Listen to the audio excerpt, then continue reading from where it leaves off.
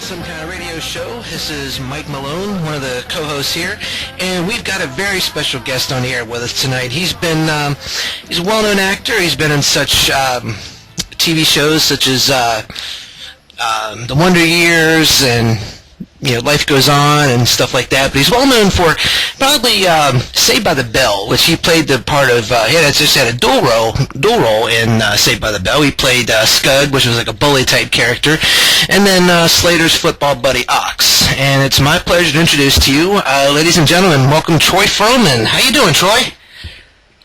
Troy? Who the heck is Troy? This Jose from Climber. My headset, she said. You call in the radio show, the caller 21 win Los Lobos tickets. Tell me I am caller 21 and I win the tickets. Tell me that. No, I'm afraid I can't tell you you're caller 21. What did you do with Troy? There's no such thing as a wrong radio show. Yeah, Troy, so this is not the right station for the Los Lobos? No, Los Lobos died 20 years ago. Oh, where? Hey, it's Troy, hey. What's going on over there? You guys got the system all effed up over there. Yeah, it sounds like we got a little mix-up with the radio signal, but I'm glad we got you on the line here, Troy.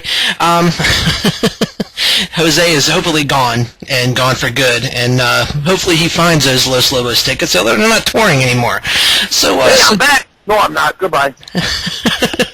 What's up? Hey. Not too much. So we all know you as Ox from Saved by the Bell and Scud and all the other shows that you did. What are you doing up to these days? Up to these days?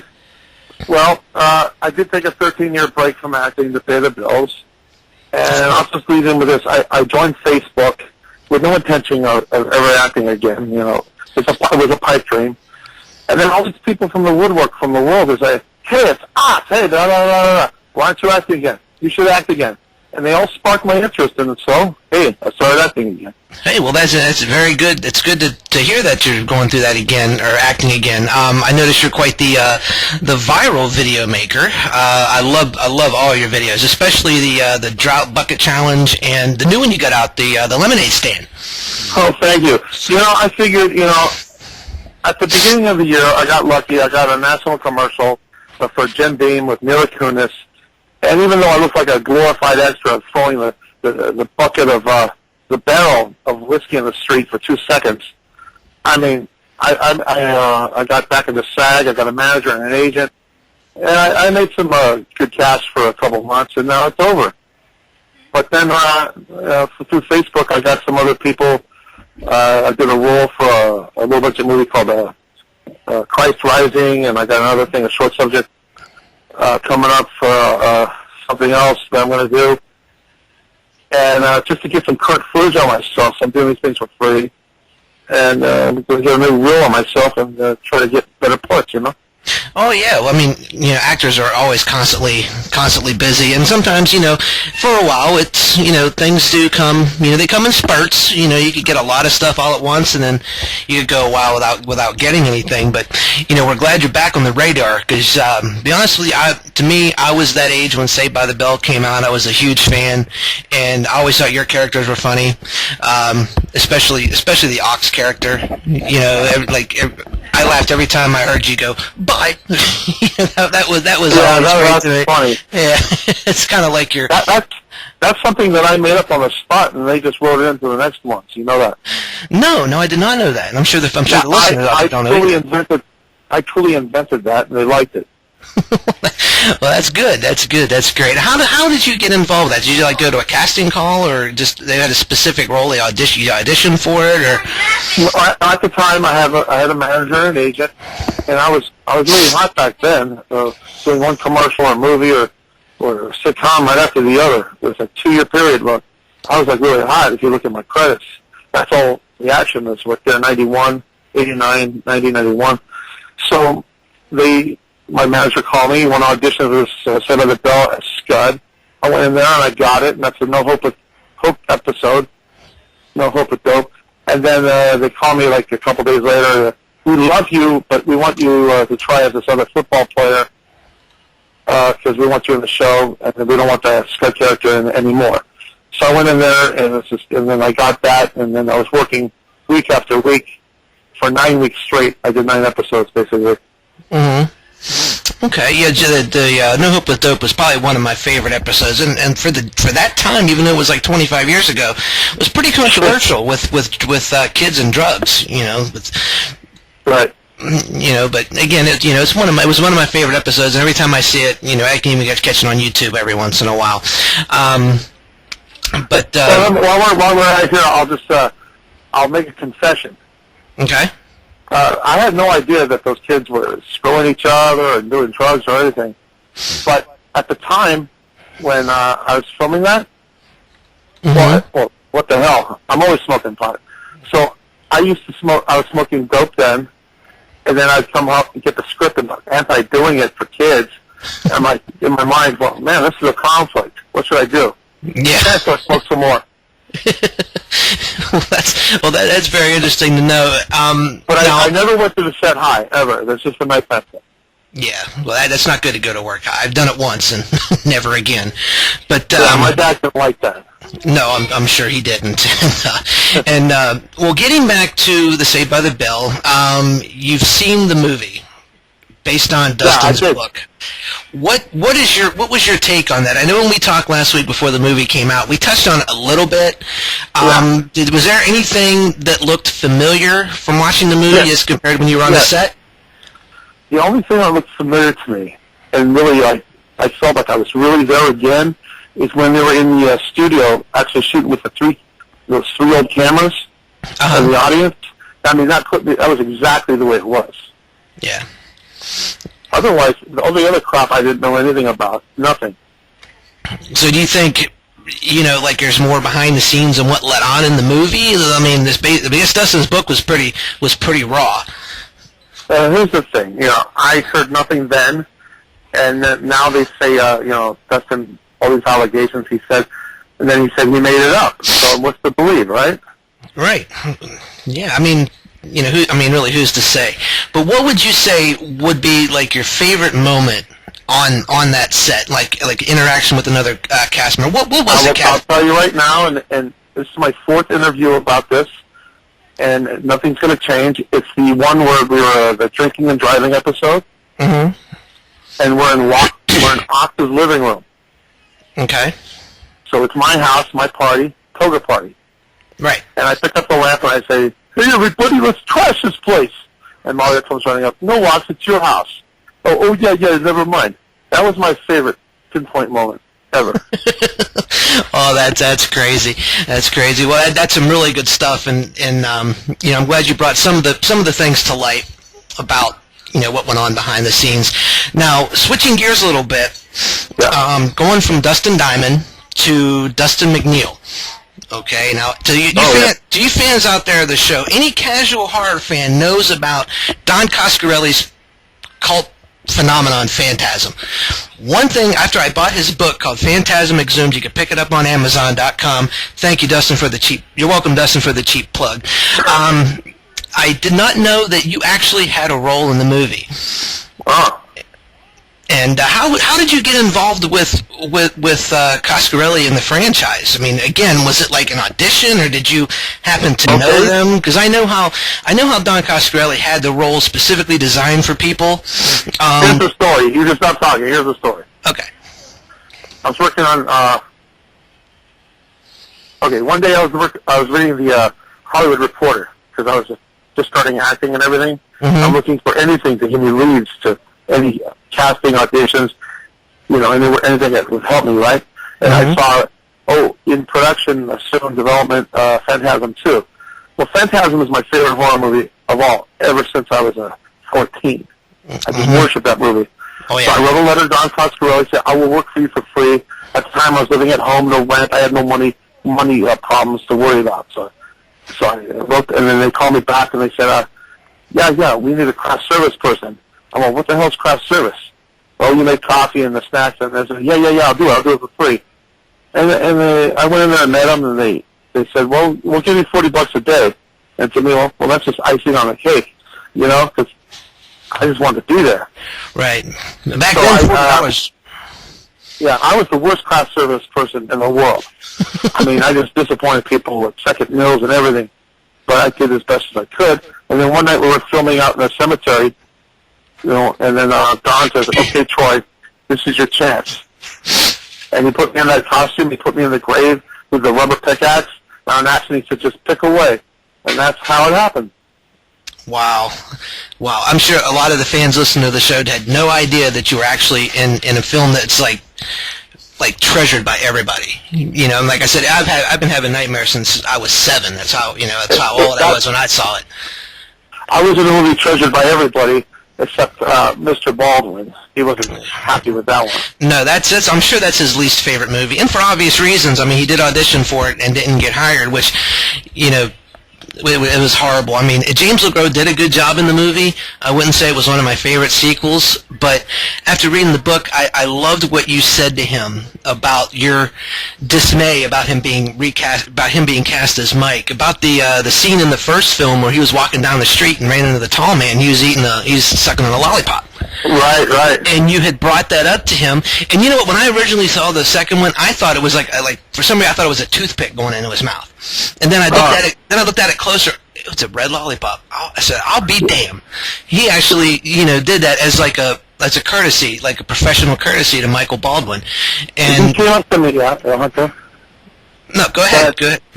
He came up to me after I talked to him that day about how I was not approving of him being there in the kindest way. Mm-hmm. And he said, Troy, I reviewed Phantasm and the lollipop thing. I'm going to do that to try to, link me and him together. So the lollipop in the second one was all because of what I said in him. Again, that really just shows what kind of guy James was. I mean, he had a lot of respect for the first film, and maybe felt a little bad that he was cast over Michael Baldwin, but who's to say? But let's see, where was I going next? He wants nothing to. He has nothing. He has no ambition to talk about the second one these days. He didn't talk about it for the book, I think. No, I don't remember reading anything about it in the book. Now, no, he wants nothing to do with it. Anyway. Well, that's kind of strange. I mean, something like that. Again, people that love one film love them all, and right. they want as much interaction with the actors, so much. But what do you think of the fifth one coming out? I believe it's I'm hearing October. I'm hearing next year. What do you think is gonna? October is the last I've heard, and I hope it's true. But I'm thrilled. In my mind, in all my comments, everything I've ever said on Facebook was like, Phantasm 5, he's never going to do it. Then all of a sudden it pops out of the woodwork, and I feel like an ass. Yeah, I mean, it's been done for like 2 years apparently, and it's like I can remember being 14 years old, sitting in a movie theater. We went to go see Who Framed Roger Rabbit, and the trailers came up at the before the main feature, and I saw Phantasm, Delusion of a Disordered Mind. My mom and my sister were with me; they were laughing their asses off. Another Phantasm movie. Way to go. I was like obsessed. And then I saw the sphere around the corner. I'm like, oh my God, holy shit. My mom yelled at me for cussing at 14. And, I'm like, I had to see it. I saw it twice. It just came out on video. I got it. And, I just been in love with it since I was 7. And what do you think of the fourth one?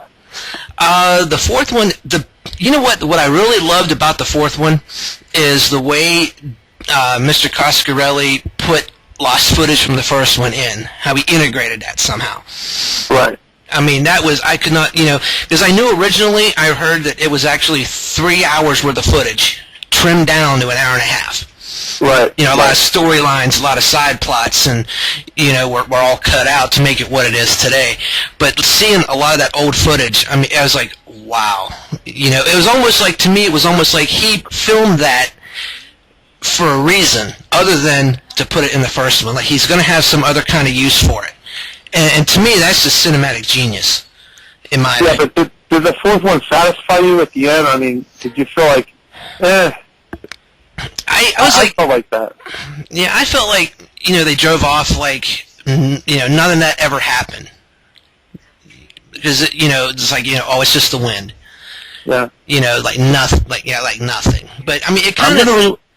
I'm going to rewatch it before the fifth one, but I tried twice, and I still haven't liked it yet.